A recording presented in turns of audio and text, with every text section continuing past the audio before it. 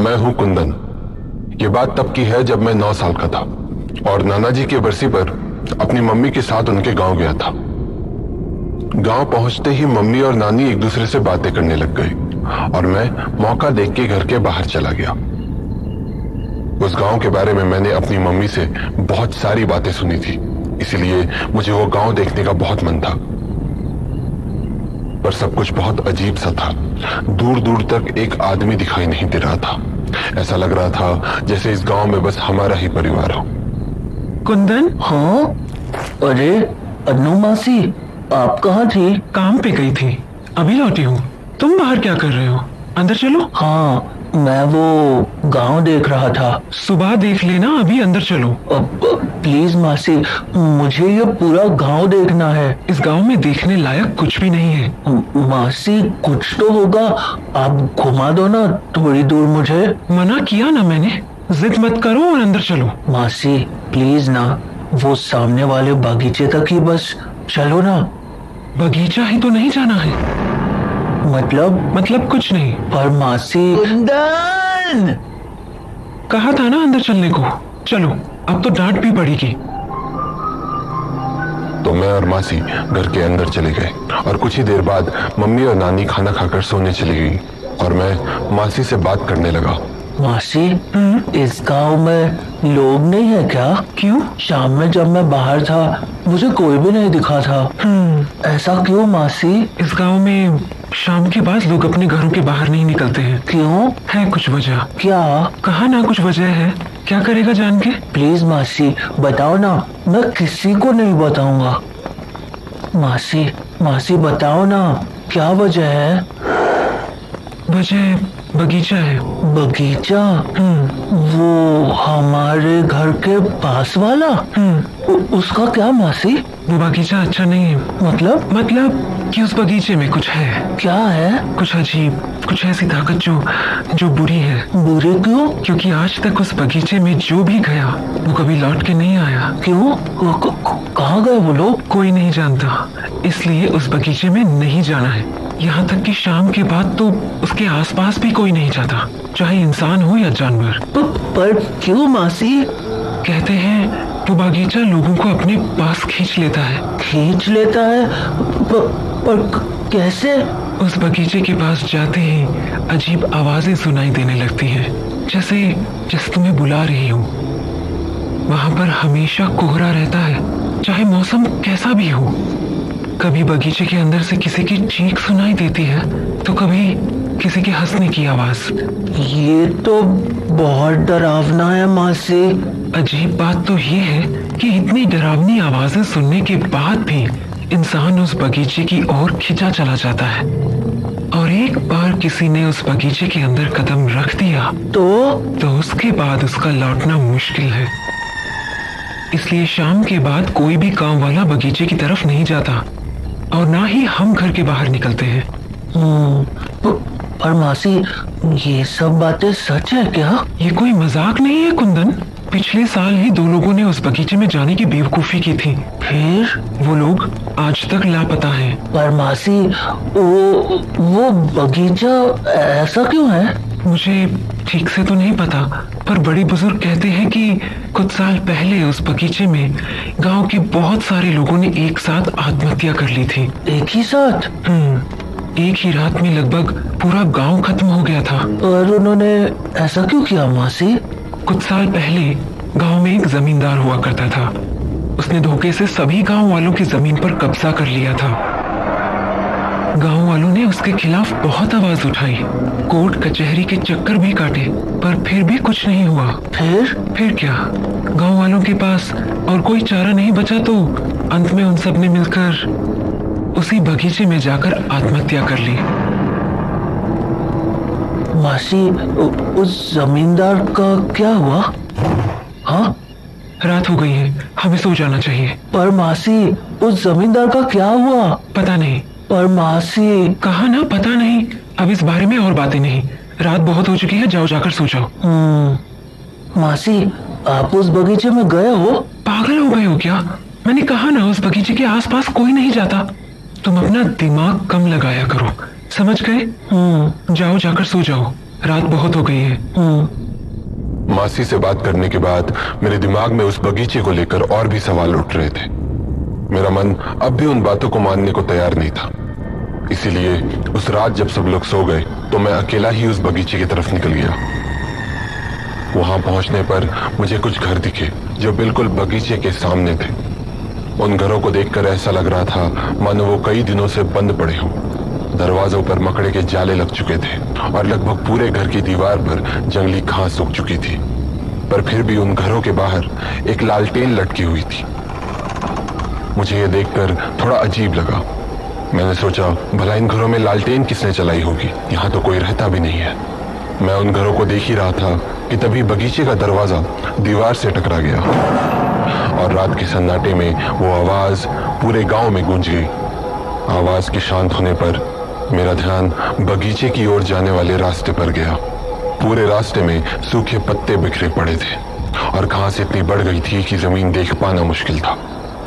और उस बगीचे के अंदर के पेड़ अंधेरे और कोहरे के बीच छुप से गए थे। मुझे ये बात भी अजीब लगी थी क्योंकि बगीचे के बाहर कोहरा बिल्कुल भी नहीं था। फिर मैंने सोचा हो सकता है पेड़ ज्यादा होने के कारण बगीचे के अंदर कोहरा हो। मैं ये सब सोच ही रहा था कि मुझे बगीचे में से किसी के भागने की आवाज आई। पर जब मैंने बगीचे की ओर ध्यान से देखा तो मुझे वहां कोहरे के अलावा कुछ नहीं दिखा। मैंने उस बात को अपना वहम समझकर टाल दिया और बगीचे को करीब से देखने की सोचने लगा। पर तभी मुझे ऐसा लगा जैसे मेरे आसपास कोई खुसफुसा के बात कर रहा हो। मुझे बिल्कुल समझ नहीं आ रहा था कि वो आवाजें कहां से आ रही थी। धीरे धीरे वो आवाजें और भी तेज होने लगी।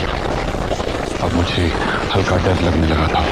मैंने सोचा घर लौट जाता हूँ, पर तभी वो आवाजें किसी इंसान की आवाज में बदल गई और मेरा नाम पुकारने लगी।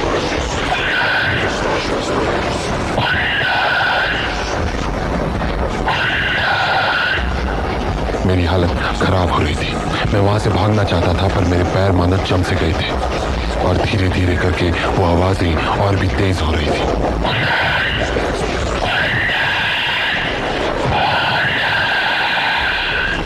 हाँ हाँ हाँ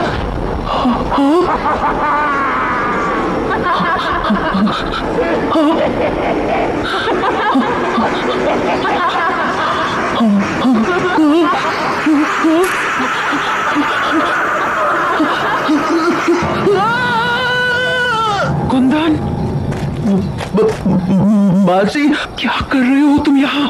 पागल हो गए हो क्या? मासी, तुम्हें पता भी है ये कितनी खतरनाक जगह है?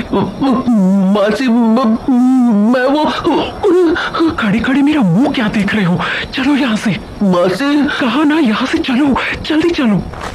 जिस तरह से मासी मुझे वहां से घर लेकर आई थी मुझे समझ आ गया था कि मैंने कोई बहुत बड़ी गलती कर दी है। पर मैं ये समझ नहीं पा रहा था कि आखिर मासी इतनी डरी हुई क्यों थी। अगले दिन मासी और मम्मी को किसी काम से मार्केट जाना था तो वो मुझे नानी के पास छोड़ गए। मम्मी मासी को गए काफी टाइम हो चुका था तो मैं खाना खाने के लिए किचन में जाकर नानी के पास बैठ गया। पर मैं अभी भी मासी की बताई बातों के बारे में सोच रहा था तो मुझे लगा क्यों ना नानी से ही सच पूछ लूं। नानी, क्या बगीचे में जाना मना क्यों है? मतलब? हाँ, बगीचे में कोई भी नहीं जाता ना। किसने कहा? वो मासी कह रही थी। ये सब फालतू चीजें हैं, समझा? इन बातों पर ध्यान मत दे। नहीं नानी, मासी कह रही थी वहाँ पर लोगों ने आत्महत्या कर ली थी किसी जमींदार के कारण। अरे क्या जमींदार के कारण?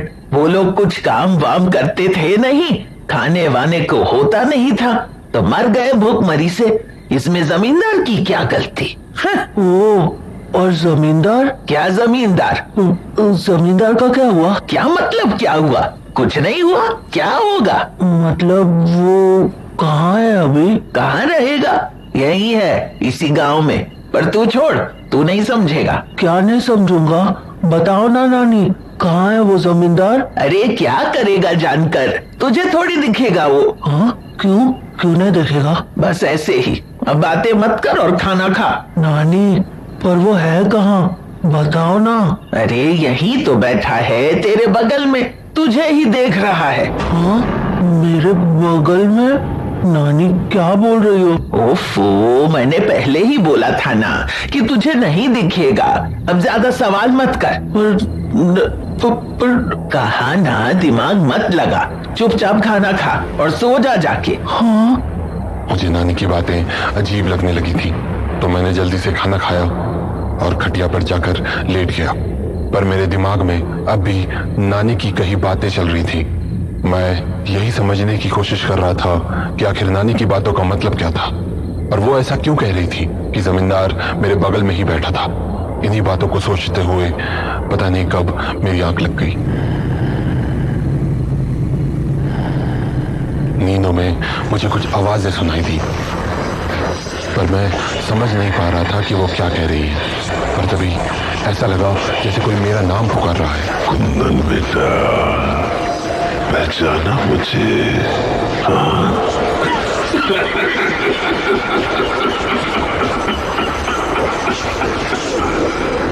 मैं उन आवाजों को ध्यान से सुन ही रहा था कि तभी मेरी आंखों के सामने मेरे नाना का चेहरा आ गया।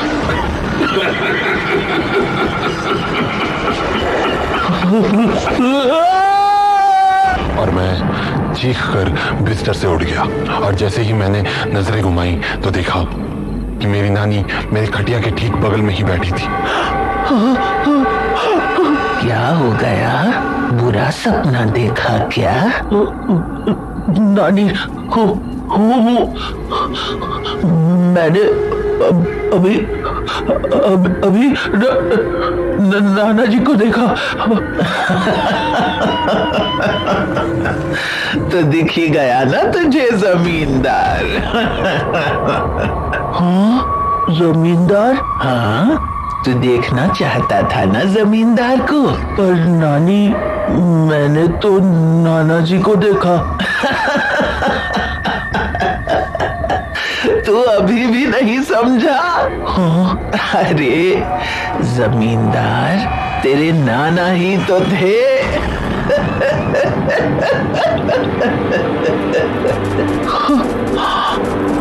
मुझे ये तो नहीं पता कि जमींदार वाली कहानी की असलियत क्या थी, पर उस रात के बाद मैं इतना तो जरूर समझ गया था कि वो गांव सचमुच भूतिया था, और उसका कुछ ना कुछ संबंध मेरे नाना नानी से जरूर था।